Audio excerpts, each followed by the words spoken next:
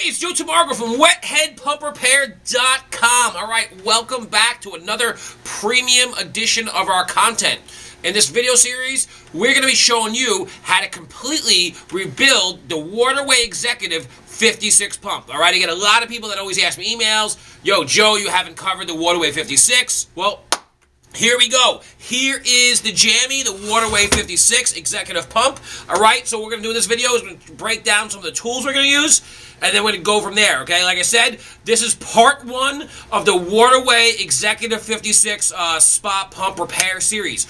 All parts are available at WetheadPumpRepair.com, and the first thing you want to do is hit that subscribe button right below the videos. That way you get the latest and greatest videos delivered directly into your inbox. All right, so the first thing we're going to be doing is talking about some of the tools. We're going to be using a Phillips head screwdriver, a couple of nut drivers, a couple of flathead screwdrivers, a hammer, a bearing puller, all kinds of good stuff like that. So we'll have part one, part two. You can also head on over to videos.wetheadpumprepair.com where everything's listed in order and it's easy to find. You go to videos.wetheadpumprepair.com. That link is right below the video, and you can see we have everything categorized by manufacturer. All right, so in the part one here, what you want to do is remove the faceplate on the wet end, okay? Now, you're probably saying to yourself, what is the wet end? I've heard that term a lot before.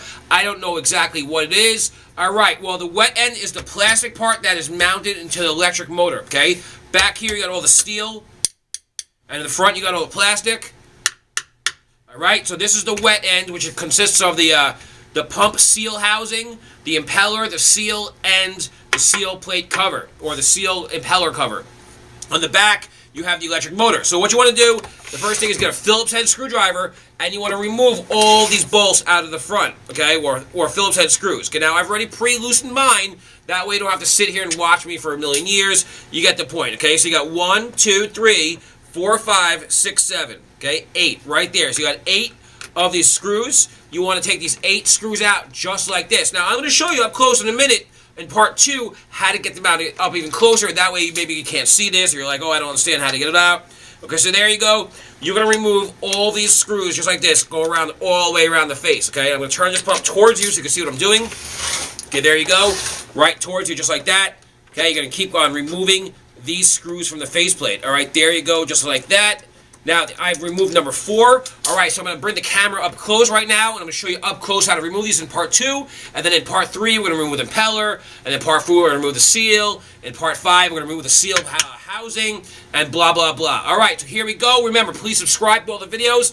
All parts are available at WetheadPumpRepair.com. This was part 1 of the premium content for the Waterway Executive Pump Rebuild Series. Thanks for watching. See you in the next video. Peace.